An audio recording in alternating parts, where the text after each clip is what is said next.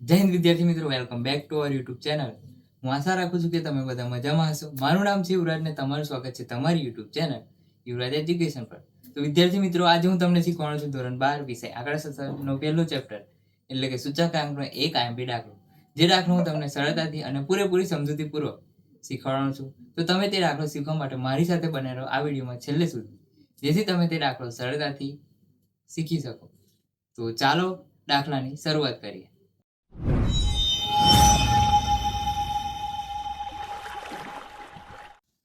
તો વિદ્યાર્થી મિત્રો, ફરી એક દાખલામાં આપનું સ્વાગત છે. તો ચાલો આપણે દાખલાની શરૂઆત કરીએ રકમ વાંચીને.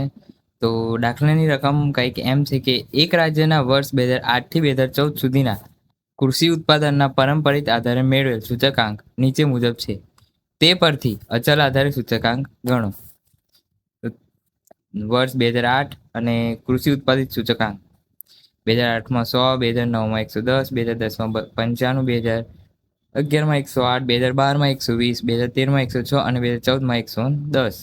તો આધાર વર્ષ 2007 લેવાનું, એટલે કોઈ બી આધાર વર્ષ લઈએ તેનો સૂચકાંક 100 જ હોય, તો તેના માટે તેનો સૂચકાંક 100 જ આવશે.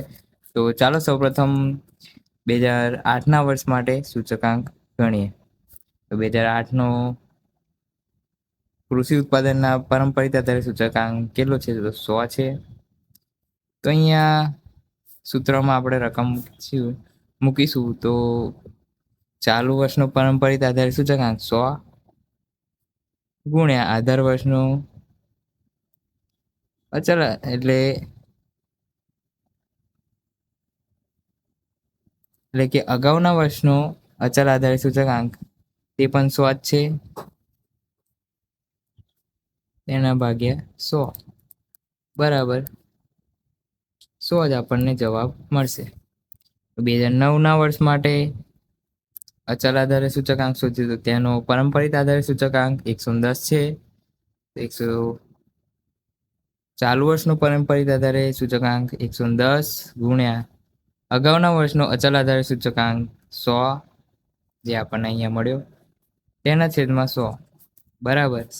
આપણે કેલ્સીમાં તેને ગણીશું તો 110 આવશે. 2010ના વર્ષ માટે અચલ આધારે સૂચકાંક ગણીશું, તો તેનો પારંપરિક આધારે સૂચકાંક 95 છે.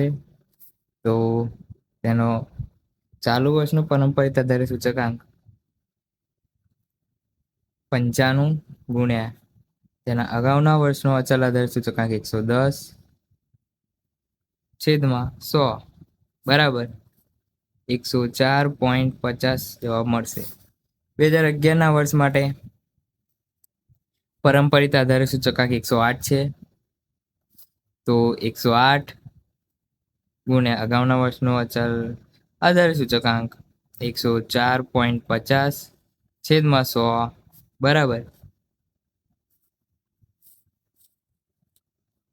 112.86 આવશે. 112.86.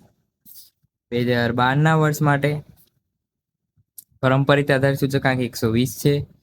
તો 120 સૂત્રમાં પ્રમાણે ચાલુ વર્ષનો પારંપરિક આધારે સૂચકાંક ગુણ્યા અગાઉના વર્ષનો અચલ આધારે સૂચકાંક 112.86 છેદમાં 100 બરાબર 135.43 જવાબ મળશે. તો 2013ના વર્ષ માટે પારંપરિક આધારે સૂચકાંક 106 છે. તો સૂત્ર પ્રમાણે ચાલુ વર્ષનો પારંપરિક આધારે સૂચકાંક 106 ગુણ્યા અગાઉના વર્ષનો અચલ આધારે સૂચકાંક 135.43 છેદમાં 100 બરાબર આપણને જવાબ મળી જશે 143.56.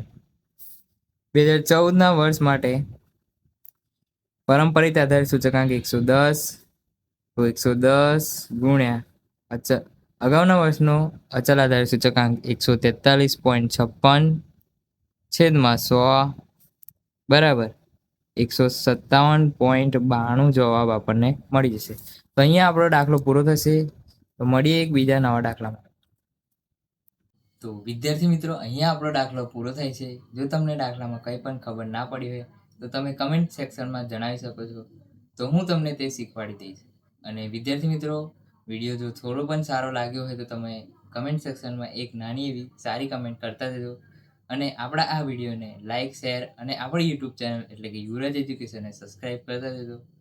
જય હિન્દ. મળીએ એક નવા વિડીયોમાં.